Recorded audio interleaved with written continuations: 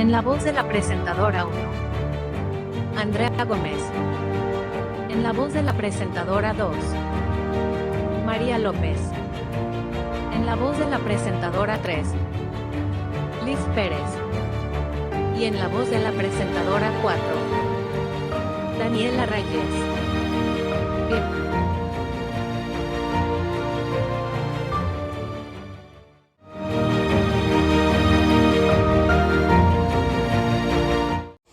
Desde el inicio de su historia bélica, Colombia ha destacado fundamentalmente por la lucha bipartidista de los clanes oligárquicos, la cual ha dado lugar a un sinfín de guerras civiles y a un flujo incesante de férreas dictaduras.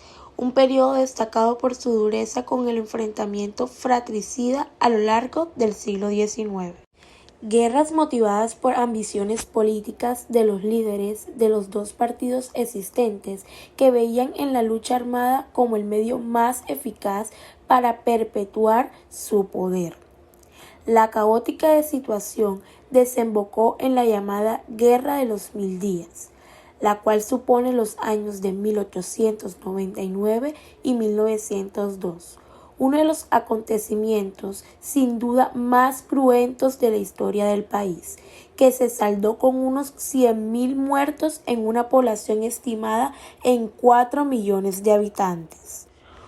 Uno de los grandes problemas a los que se ha enfrentado la sociedad colombiana ha sido el terrible desnivel económico entre clases, el cual se materializa esencialmente en la desigual distribución de las tierras y en un sistema de semiesclavitud que se ha generado mediante el cultivo de estas por parte de los campesinos. Coyunturas que han ido mermando progresivamente las libertades del pueblo y creando tensiones sociales que han sido la causa más directa de los conflictos que reinan en el periodo actual, como la creación del Frente Nacional, que compone el tiempo de 1948 y 1954, que acabará con la lucha partidista, pero será el responsable de una nueva problemática, la lucha de clases, que a su vez ocasionará la formación de unidades en las humildes zonas rurales apoyadas por el Partido Comunista,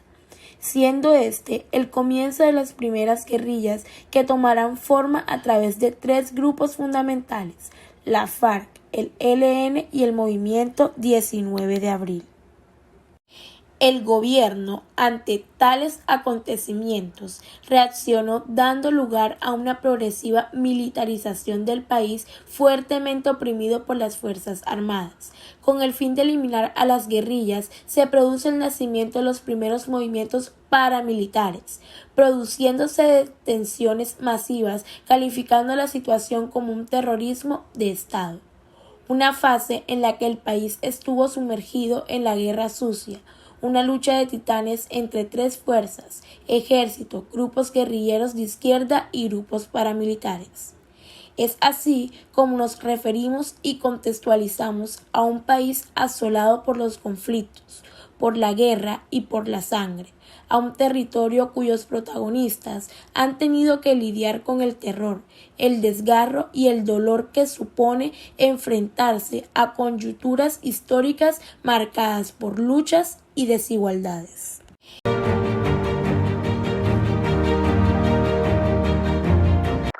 A las niñas más bonitas, las que van teniendo senos, les ponen una tarea de inteligencia: coquetearle a los militares para sacar la información.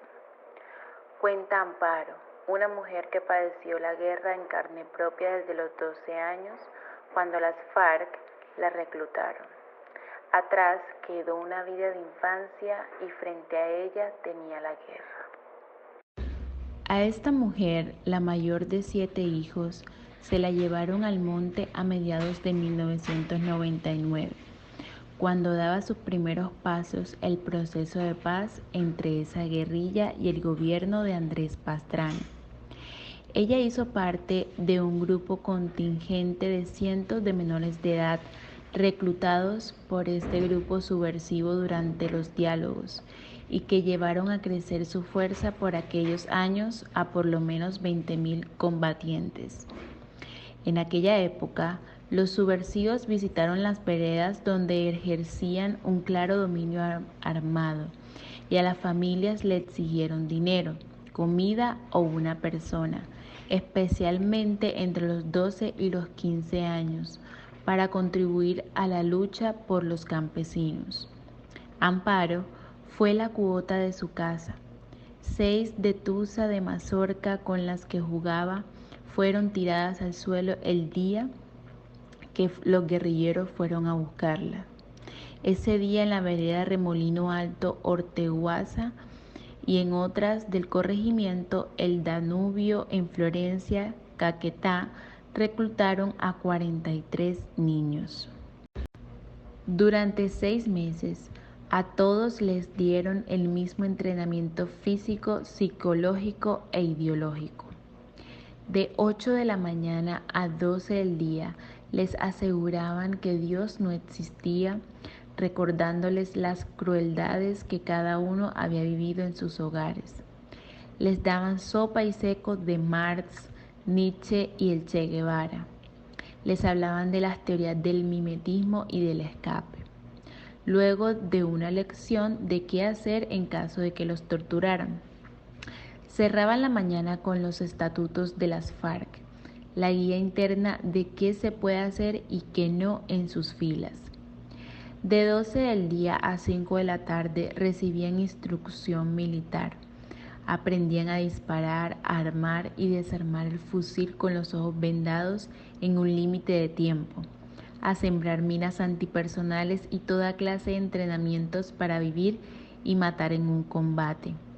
En la parte física nos entregaron unas viejas muy fuertes. Normalmente las que llegaban a ser comandantes eran más luchadoras que los hombres porque para llegar hasta allá había que guerreársela mucho más, recuerda Amparo. En la guerra, la pareja lo es todo. Si no es un comandante, es el único a quien le puedes mostrar que estás triste porque de lo contrario dicen que tienes baja moral y para no desmoralizar a los demás te hacen un consejo de guerra, es decir, te matan, explica Amparo. Las FARC se estructuran en comandos, escuadras, guerrillas, compañías, frentes y bloques. Cada unidad cuenta con su propio comandante. Si a esto se le suma que ningún guerrillero se queda en un grupo por muchos meses, el resultado arroja decenas de comandantes, los cuales hacen uso de su poder para abusar de niñas y mujeres. Al salir de allí, 6 meses después, me dieron 1.000.000 de pesos, pero igual yo no sabía andar en Bogotá. Con mi hija en la casa empecé a trabajar, primero puerta a puerta y luego de mesera. Recuerda Amparo. Hoy, cuando todo ese infierno ha quedado atrás, asegura que en sus 3 años de guerrilla, 5 de milicia y 8 de desmovilizada, aprendió que la mujer no es igual al hombre ni en la guerra ni en la ciudad, una vez ha dejado las armas.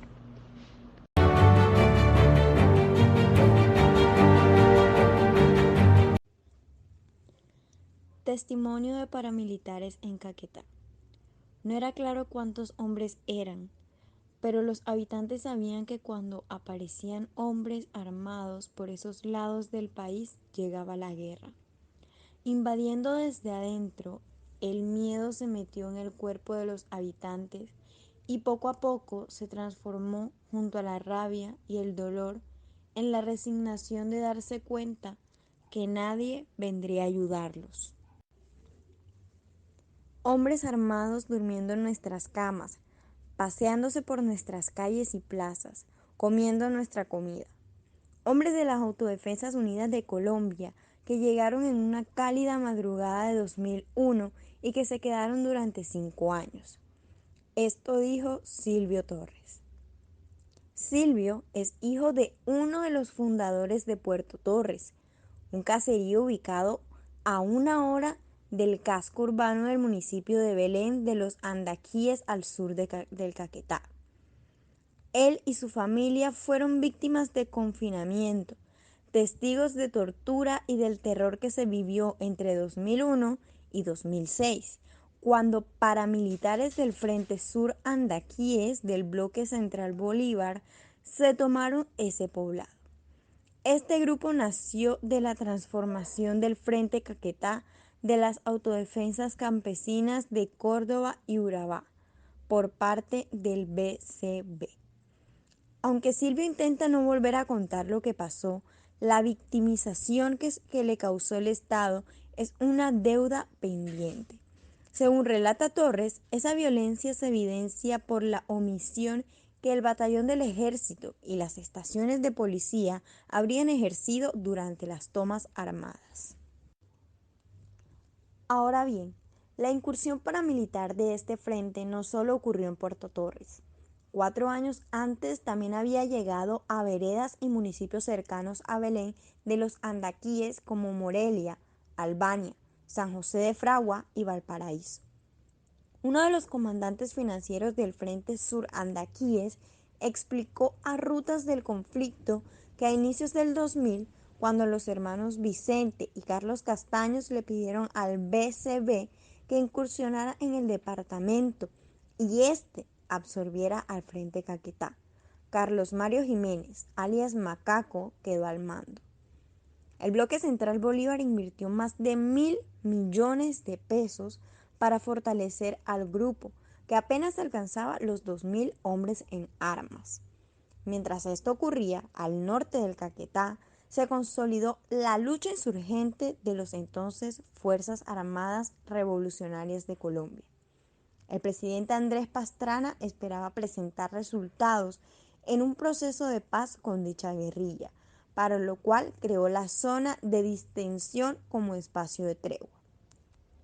Según Fernando Cruz, asesor experto de la Comisión para el Esclarecimiento de la Verdad, la llegada de estos grupos paramilitares a Belén se dio por la ruta del narcotráfico, que se facilita por la ubicación geográfica del municipio, en especial porque se puede transportar la pasta base de la coca por el río Orteguaza que llega al río Caquetá. Sin embargo, para Carlos Fernando Mateus, alias Paquita, quien fue el comandante financiero del Frente Sur Andaquíes, esta explicación no tiene sentido.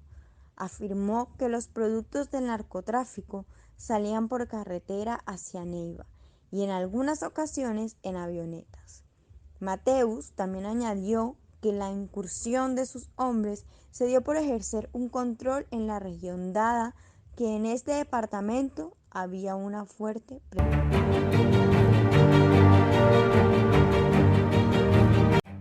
Comencemos con el primer testimonio de la vida de Dora Margarita, una joven colombiana sumida en la más absoluta pobreza desde la muerte de su padre, que acarreando el lastre de toda una serie de penurias sufridas desde las primeras etapas de su infancia, decide alistarse al movimiento guerrillero, abandonando su vida, familia y amor por la causa. De esta manera, progresivamente va desprendiéndose de sus referentes vitales anteriores y acaba radicalmente sumergida en la lucha guerrillera, en la cual alcanza posiciones importantes de poder, así como también su adhesión al ELN y el M-19. El segundo testimonio pertenece a Olga Lucía Marín, comandante de las FARC y mujer del ya desaparecido Raúl Reyes. El perfil de esta guerrillera es notablemente distinto al caso anterior, mujer perteneciente a la clase media, y además su opción por ingresar a la guerrilla estuvo motivada por fuertes convicciones, ya que la característica esencial de esta mujer son los enérgicos y coherentes sustentos ideológicos que posicionan su postura a lo largo de su relato. Lleva a cabo una intensa vida política, inició su actividad en la Juventud Comunista, más tarde ingresó en la guerrilla y ha llegado a ser la responsable internacional de dicha organización. María Eugenia Vázquez Perdomo, una de las integrantes del M-19 más famosas en el contexto sociopolítico colombiano, pues además de haber publicado su propio testimonio autobiográfico titulado Escrito para no morir. María Eugenia, militante en el M-19 desde su nacimiento hasta la desmovilización del grupo guerrillero, ha sido testigo directo de los episodios más importantes de la historia del movimiento. Además, asiste al robo de la espada de Bolívar, la toma de la Embajada de la República Dominicana, el atentado que casi acaba con su vida y la toma del Palacio de Justicia. Le toca asumir la desaparición de la mayor parte de los líderes y compañeros que junto a ella llevaron a cabo la labor del grupo y sobre todo sufre ante el abandono radical de su vida personal por la guerra y lo que para ella supone posteriormente sustituir la clandestinidad por la incorporación a la vida civil. Teniendo en cuenta los testimonios mencionados, 2 de las 3 historias constatan el paso de la vida en la lucha armada a la vida civil de mujeres que han participado en un microcosmos, generalmente construido a través de la impronta masculina, el mundo de la guerra. Esta situación genera en las exguerrilleras posturas de conflicto interior difíciles de paliar, por lo que el hecho de poder ver plasmadas sus historias en papel, bien sea a través de la escritura propia de sus biografías o bien a través del filtro de un periodista o intelectual, suministra cierto alivio y sentido a estas experiencias, que además han sido generalmente ignoradas en la mayor parte de las reconstrucciones históricas sobre el devenir colombiano. Identificar a Colombia con la violencia supone no obstante un error, así como elevar esta última a la categoría de máxima representante de la estructura histórica, política y social del país. Esta consideración implicaría hacer caso omiso a sus facetas más amables, a su rica vertiente cultural y a la complejidad intelectual de sus mayores representantes. La coexistencia de la violencia con la impunidad, la corrupción, el desequilibrio económico, las diferencias entre clases, el despojo de tierras y los desplazamientos forzosos, entre otros, ha venido a lacerar el sistema al que nos referimos y ha supuesto para la nación lacras irresolubles que marcan el inconsciente colectivo y que constituyen heridas difíciles de cerrar por quienes las sufren.